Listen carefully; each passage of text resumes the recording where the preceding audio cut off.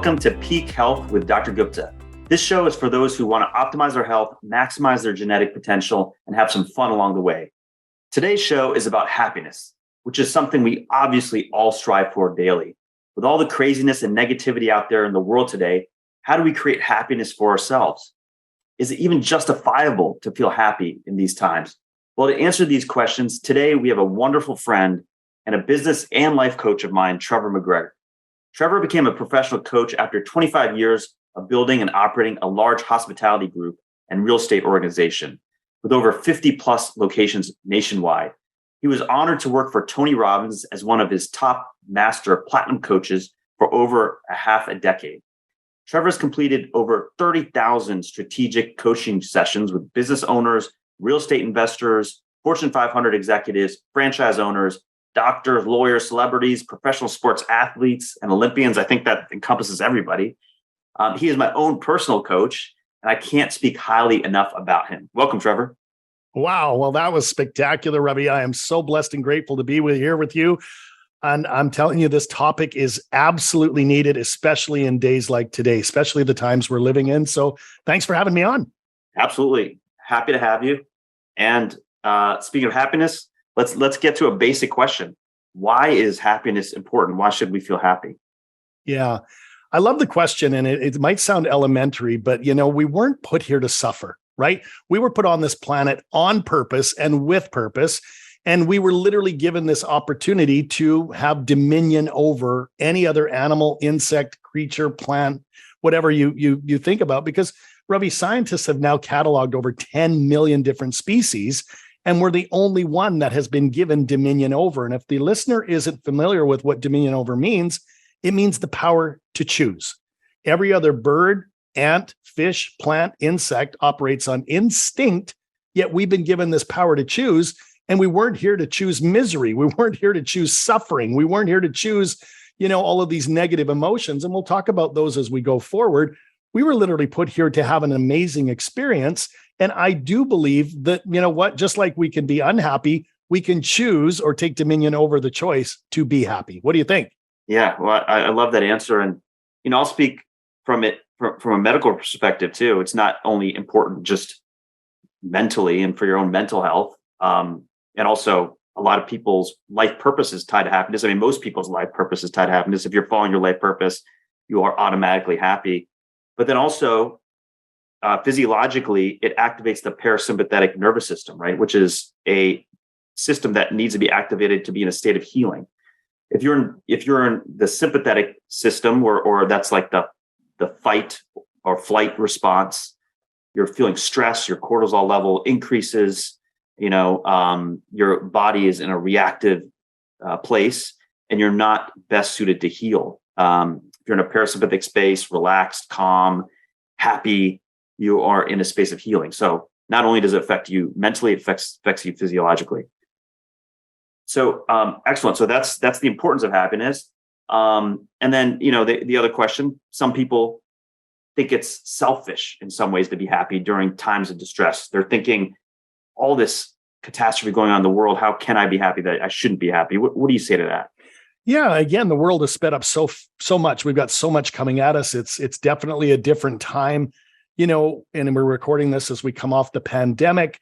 We've got, some political uncertainty. We've got some potential war. We've got raising interest rates and, a lot of crazy prices going on with groceries and gas. So it's pretty easy to see what's wrong. But again, my coach, my mentor, and you talked about him earlier on, and I know you've been with him in person and done a lot of work around him. Mr. Tony Robbins says that what's wrong is always available, but so is what's right.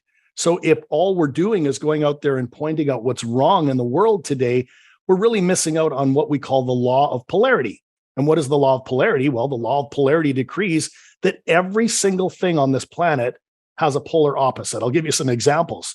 Because you can't have day without night. You can't have black without white. You can't have masculine energy without what? Feminine energy.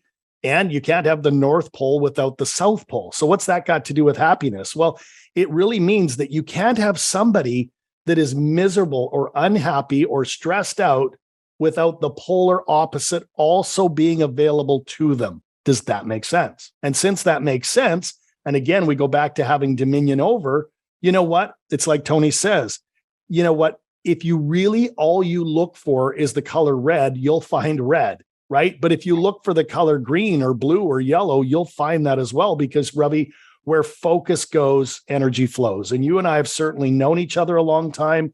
We've worked together a long time as coaches. We've, been to different conferences and part of different masterminds. And what I love about you and what I love about this podcast is it reminds people, of what's important. And that's really what we're saying here is this is not a topic to, think that the sky is falling and, the world is imploding. It's also a time to go out there and look for some of the good things that you have and be grateful for finding them. Right. So there's a silver lining, and and where what you focus on is important. And I think, the answer is, as you were stating, there's negative that's happening, there's positive that's happening. There's contrast out there always. And it's up to you on what you want to focus on, but it's also up to you as to what state you want to be in, and you could focus on all the negative because there is a lot of negative going on out there, but there's also a lot of positive going on out there. And I personally feel that, the fact, let me rephrase. If you could ask yourself a question, is your happiness adversely affecting those? If you feel that your happiness shouldn't be there, is your happiness adversely affecting those around you? Is it adversely affecting the situation? And I would say probably 99.999% of the time, it's not, so there's no reason not to feel happy. There could be a lot of negative things going on. You accept them, you understand them. Acceptance is extremely important, but then with that acceptance, you can let it go and then focus on other things that do give you that happiness in life. That's it. But I think you said it earlier that most people feel that that's awkward, or why should I be happy when there's so much suffering going on in the world, right? Well, again, it's like this old quote that says the best way to help the poor isn't to be one of them, right? If we want to help the world become a happier place, and remember that children are our future. And I know you've got beautiful young children. I've got beautiful children, that we have to remember that, the kids are modeling us. So if we don't choose to be happy because everyone else is miserable and we think we should kind of fit in with everyone else and, just kind of live in that negative emotional home, we're going to transfer that on to people around us. We're going to transfer that to our children. And guess what? When they get older, they're going to transfer it to their children. And that's just not cool, especially when we have doctors like you and physicians and people like, life coaches and business coaches who know that there's a new way of thinking and a new way of acting where you can take personal choice over which emotional homes you live in. But before we get into that, I'd love to share a little bit about, how the brain really works, because you and I are big believers of Dr. Joe Dispenza. And I know you love him as much as I love him. Yes. And I've been with Dr. Joe here where I am in Vancouver, Canada, but I've also spent time with Dr. Joe over in Europe in places like Italy and Spain and Portugal, where what he does is he really reminds us, that scientists have discovered that we have roughly 60 to 80,000 thoughts a day in our head. Now get your brain around that, 60 to 80,000 thoughts every day, right? And 95% of them are subconscious or below the consciousness. Whereas only about 5% we really think about, like, okay, what am I going to eat today? What am I going to wear? Are the kids safe? What time's the game start? All of those things. So out of those 60 to 80,000 thoughts a day, we know that roughly 75% of those thoughts are negative or are survival based. And that means that only 25% of those thoughts can be neutral or even positive. So it's people like you, podcasts like this, going to some Joe Dispenza conferences, studying the Tony Robbins, where we can flip that on its head. And while we can't really, bombard the subconscious with other than gratitude or forgiveness or self-care, we can do at least enough of it to start getting those neural networks firing a little bit differently. How would you speak to that? Yeah, that's an excellent point. And a lot of our thought processes are subconscious. They're automated. We have repetitive thoughts. There's and you probably know this number, but out of all those thoughts, there's only a certain very small percentage that are new thoughts on a, daily basis. That's right. So I think that brings us to the question is, how do we program our subconscious so that we have positive thoughts on a daily basis and then can feel this gratitude, this happiness, that type of thing? Absolutely. There's lots of different tools that we use as coaches and teachers and mentors and facilitators. It can be, as simple as meditation as a great tool. And I know you do it. I do it. People will often pray, right? People will often use vision boards. People will use mind movies. People will journal, right? People will get together because we know that when you hang out with like-minded people, we call that tribal order, where you just feed off of each other's storytelling and happiness and smiles and energy, because we've all got what's called a torus field, right? And a torus field is like an energetic field that extends roughly 4 feet out from our body in every direction, and I'm sure you can appreciate that if you walk into a room, right, and immediately that something's not right, like you walk into a party and everyone should be happy, and yet, it's kind of quiet and it's like eerie.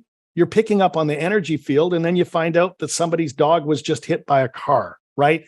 Well, the torus field is energy, and energy cannot die and energy cannot lie.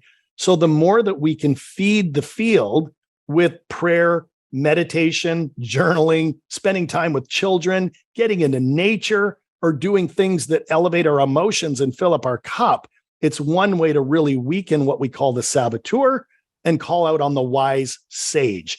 And the saboteur is that negative part of you, where the sage is that wise part of you that knows that we're programmed, to learn, to love, to laugh, to share, to grow.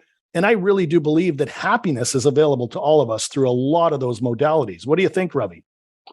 Yes. What was the book you're referencing, Trevor, with the saboteurs and sages? Yeah, there's a tremendous man from Stanford. He's a professor at Stanford. His name is Shirzad Shamin, and he wrote a book called Positive Intelligence. And positive intelligence is a phenomenal tool to remind us that we all have an inner saboteur. And there's really 10 little saboteurs that he names in the book. One's called the victim, the judge, the pleaser, the hypervigilant, like all these really cute names. But, just like I said, there's polarity in everything. You can't have those saboteurs that pull you down without the polar opposite being what he calls in the book a wise sage. And that wise sage is the wisdom within you and I that knows we're here on purpose and with purpose for something bigger. We may not even know why we're here, but it also doesn't just live in your head. Your sage lives in your heart. Your sage lives in your gut.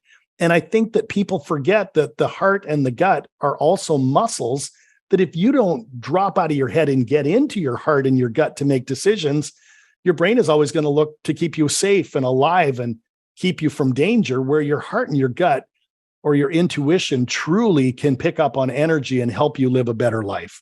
I mean, You're the doctor. How would you speak to that? Well, I that concept is extremely important. Because your brain is really powered by, sort of like your reptilian brain, your subconscious rather. And that is a brain that is set up for survival, right? Your brain is sort of programmed to keep you survive, to help you survive. And to survive, really, happiness is not important. Fear is important.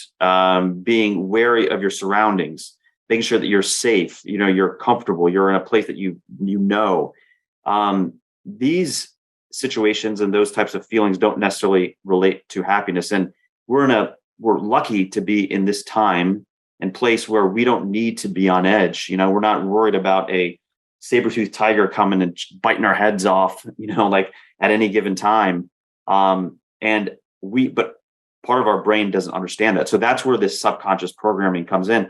And a great way to do that, you mentioned some of these techniques, but a great way is to prime yourself in the morning. Right now, You can prime yourself to have a negative emotion. For example, if you are driving the car and somebody cuts you off, and then you're like, "Oh, look, that guy just cut me off. What is he doing? I can't believe he's doing that. Now my day is going to be horrible because this is what happens."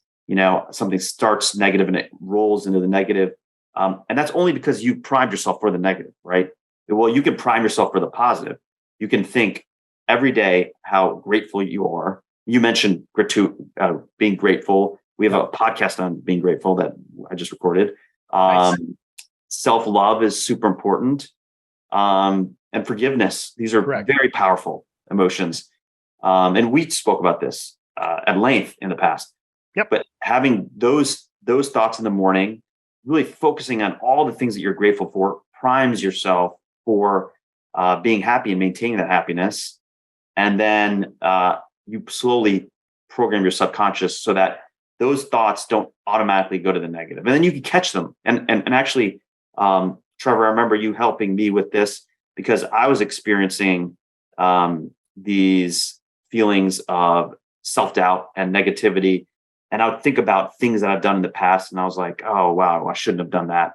That wasn't a good move. And it kind of, even though I was thinking about specific circumstances, it brought my entire state down. Correct. But when I caught myself and I was like, no, it's okay. I forgive myself for that. I still value myself. I did the best I could in those times. That was transformative for me. I love it. And that's why this podcast is so important. And kudos to you for recording it with me today, because I'm telling you, you've opened up a couple of loops. So I want to, address a couple of loops because I love what you said there. So first of all, we'll talk about what you just said, because we all go through times of doubt, fear, worry, anxiety, right? And the reason that we often feel those feelings is due to what we call our familiar past, right? And we have more references, Ravi, to our familiar past than we do our present or our future, because we've experienced the past. It's familiar to us. And the more, shocking or the more traumatic of an experience we go through, the more we remember it. Think about where you all were on, September 11th, 2001. Like, you could ask anybody on the streets in America, where were you on that day? And they'll tell you, right? That's how our brain works. And again, the more emotion that we have, that's attached to those references, the more we can immediately recall that, because the way the brain works is it dumps chemicals from your brain into your bloodstream that go to every cell of your body with that familiar past, right? So the goal is to, say, what, even if that is my past, how can I leave that past for a moment to step into the present to create what Joe Dispenza calls the predictable future, right? And now we can do what you did. You journaled, you meditated, you did mind movies, you read Hal Elrod, right? The Miracle Morning, and you started to prime yourself. Now we'll open the second loop here, because the more you prime yourself first thing in the morning and you have that attitude of gratitude, you practice forgiveness, you do something kind for yourself or your spouse or your family or your clients or your tenants or whatever, what happens is the compound effect happens on day 1, day 2, day 3, day 5, day 7. And by the time you've, kind of hit about 21, 22 days of that, you feel different. Your physiology changes, your skin changes, your eyes are clearer. You just have this, this energy about you where you get up in the morning and most people's feet hit the floor and they say, oh God, it's morning. Now your feet hit the floor and you say, good morning, God. Thank you for another opportunity to go out there and, serve humanity. But I love those loops you've opened, because that's my reality and that's your reality. And I believe that that's what we're here and want the listener to contemplate. What do you think? Focusing on serving others, focusing on bettering others is so important. And it's so much more important than focusing on yourself. Once that focus shifts from yourself to others and how to make others happy, that happiness will naturally just evolve in yourself. And I've experienced that in multiple times. I think it's one of the essential truths out there. Well, it's really who you are, Ravi. I mean, I've known you for, half a decade, if not more. And, I think you would agree with me that the secret to living is giving. I mean, Tony Robbins has said that for years. And the more you give, the more you get back, right? And it's not always your money. You don't have to give your money. You could give your time. You could give your smile. You could hold the door open at the mall for a little old lady. You could park further down the parking lot and give the close space to someone else. There's lots of ways to give, and the universe doesn't care what the vehicle is of giving. It's the act and the intention of giving that I think makes us happy. What do you think? Yes, absolutely. Hey, everyone, please join us for part 2 of this episode where Trevor and I take a deep dive into what the formula for happiness is, what the formula for unhappiness is, and so much more. We'll see you there. Thanks for listening. I hope you enjoyed this podcast. And if you did, please make sure to hit the subscribe and the like button and leave a comment about what you'd like to see on our future episodes. Just a reminder that this podcast is for educational purposes only. It does not substitute for professional care, nor does it constitute medical or other professional advice or services. If you're looking for medical care, please seek a qualified doctor or medical professional. For more information, or if you'd like to check out our programs, please visit our website, peakwellnesshealth.com. That's peakwellnesshealth.com.